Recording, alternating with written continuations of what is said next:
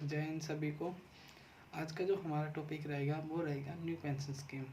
New pension scheme एक इस तरह का अरेंजमेंट है कि कोई भी बंदा जो इंडिया का रेजिडेंट है, चाहे वो एम्प्लॉय है या वो नॉन एम्प्लॉय है, मतलब सेल्फ एम्प्लॉयड है, वो क्या कर सकता है, अपनी रिटायरमेंट को प्लान कर सकता है। मीन्स अब जब बंदा 60+ हो जाता है तो वो उतनी मेहनत से काम नहीं कर पाता है, तो उसको इस तरह का फंड चाहिए होता है जो उसको ईजिली अवेलेबल हो जाए, और उसका सबसे अच्छा सोर्स होता है आपका पेंशन। ठीक है, तो गवर्नमेंट ने एक न्यू पेंशन स्कीम बनाया जिसके अंतर्गत कोई भी बंदा सकता है, वेदर इट इज़ एम्प्लॉय और सेल्फ एम्प्लॉयड। तो आइए समझते हैं इसको। इस टॉपिक को हम दो पार्ट में डिवाइड कर देते हैं। सबसे पहले हम समझेंगे एम्प्लॉय के बारे में जो जॉब करता है, और दूसरा हम समझेंगे सेल्फ एम्प्लॉयड पर्सन के बारे में जो अपना सैलरी मतलब सैलरी नहीं लेता है, अपना खुद का बिजनेस करता है। ठीक है, आइए समझते हैं एम्प्लॉय के बारे में। एम्प्लॉय के केस में हम फर्दर दो चीज़ों में इसको डिवाइड कर देंगे कि एम्प्लॉय कंट्रीब्यूशन पे उसको कितना डिडक्शन मिलेगा और एम्प्लॉयर कंट्रीब्यूशन पे उसको कितना डिडक्शन मिलेगा। चलिए, एम्प्लॉय कंट्रीब्यूशन।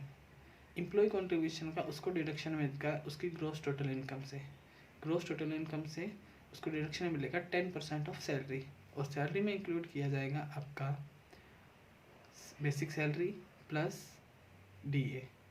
ठीक है, 10% ऑफ बेसिक सैलरी मिलेगा। एंड इसमें एक फर्दर मैक्सिमम लिमिट लगाई गई है 1,50,000 रुपये की, जो आपको 80 साथ काउंट करनी है।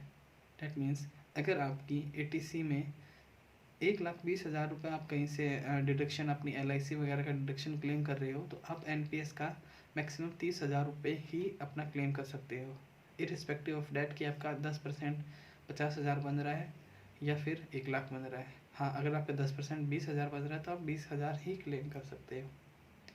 ठीक है, अब आते हैं एम्प्लॉयर कॉन्ट्रीब्यूशन में। एम्प्लॉयर कॉन्ट्रीब्यूशन को एक तरह से सैलरी माना जाएगा, लेकिन इसकी डिडक्शन मिलेगी 80CCD2 में। 80CCD1 में एम्प्लॉय कॉन्ट्रीब्यूशन मिलता है, 80CCD2 में एम्प्लॉयर का कॉन्ट्रीब्यूशन मिलेगा। इसकी भी लिमिट 10% है, लेकिन इसकी कोई मैक्सिमम लिमिट नहीं बताई गई है और ना ही है। ठीक है, एक अलग से 50,000 रुपये की डिडक्शन और मिलती है, वो हमें कुछ कंडीशन सेटिस्फाइड करनी है उसके हिसाब से। अब आइए समझते हैं, जब हम NPS को विड्रॉ करते हैं तो क्या होगा। अगर हम NPS को विड्रॉ करते हैं तो हमारा 60% अमाउंट जो है वो एग्जाम्प्ट रहेगा और 40% अमाउंट हमारा टैक्सेबल रहेगा। इसके अलावा अगर हम पार्शियल विड्रॉ करते हैं, पहले हमने विड्रॉ की बात की थी, वो थी फुली विड्रॉ की बात की, जब हम NPS का अकाउंट ही क्लोज कराते हैं। अगर हम पार्शियल विड्रॉ करते हैं तो हमारा जो एम्प्लॉय का कॉन्ट्रीब्यूशन है उसका 25% एग्जाम्प्ट रहता है। अगर डेथ के केस में हमें NPS का पैसा मिलता है हमारे नॉमिनी को, तो वो फुली एग्जाम्प्ट रहता है।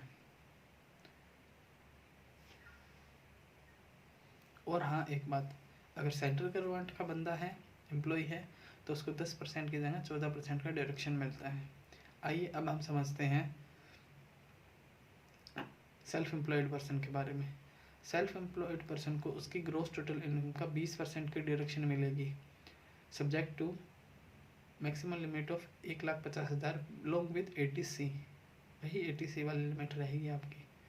आप पार्शियल विड्रॉ करते हैं तो आपका फुली टैक्सेबल रहेगा। आप इसको विड्रॉ करते हैं, अकाउंट क्लोजर कराते हैं NPS का, तो आपका 60% एग्जाम्प्ट रहेगा, 40% टैक्सेबल रहेगा।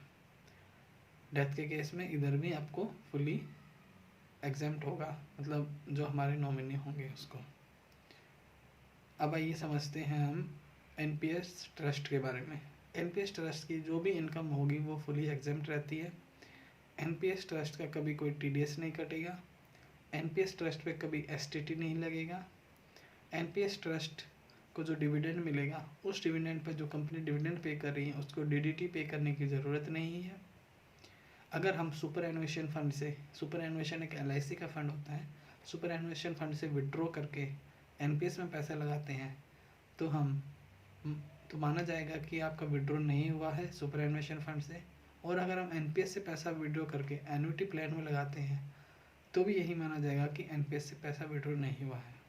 इन सब बातों का ध्यान हमें अपने क्लाइंट को सर्विस देते वक्त ध्यान रखना है कि हम इस तरह की गलतियां ना करें कि जिससे हम उसके लिमिट को विड्रॉ ओवरराइड कर जाएं और अपने क्लाइंट को हम अच्छी सलाह दे सकें। प्लस ये एग्ज़ाम्स के लिए भी आपके लिए बेनिफिट होगा। Thank you very much.